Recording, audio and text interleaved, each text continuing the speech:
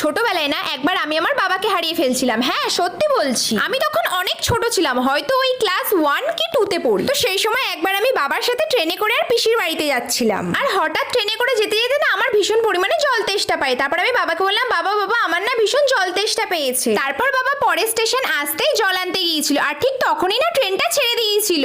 আর তখন না আমি ভীষণ পরিমাণে ভয় পেয়ে গিয়ে আর কান্না শুরু করে দিয়েছিলাম। মনে হচ্ছিল আমি বাবাকে হারিয়ে ফেললাম, আর কোনোদিনও বাবার সাথে দেখা হবে না। আর আশেপাশের লোকজনও আমার কান্না থামানোর চেষ্টা করছিল, কিন্তু আমি তো কিছুতেই কান্না থামাচ্ছিলাম না, আমি তো সমানে কেঁদেই যাচ্ছিলাম। তারপর পরের স্টেশনে ট্রেন থামতেই দেখি যে বাবা দৌড়ে এসে আর ট্রেনে উঠলো, আর আমাকে কোলে নিয়ে বললো, আরে তোকে ফেলে আমি কোথাও যাব না। আসলে ট্রেন ছেড়ে দিয়েছিল, তাই বাবা তাড়াতাড়ি করে পিছনের কামরায় উঠে পড়েছিল। সেদিন ছোট্ট আমি ভেবেছিলাম বাবা হারিয়ে গেছে, কিন্তু আসলে সেদিনই বুঝেছিলাম বাবা কখনো হারায় না, বাবা ঠিক ফিরে আসে। আর তোমাদের মধ্যে যারা যারা নিজের বাবাকে বেশি ভালোবাসো তারা কমেন্টে লেখো আই লাভ বাবা, আর যারা নিজের মাকে বেশি ভালোবাসো তারা লেখো আই লাভ মা, আর যারা বাবা মা দুজনকে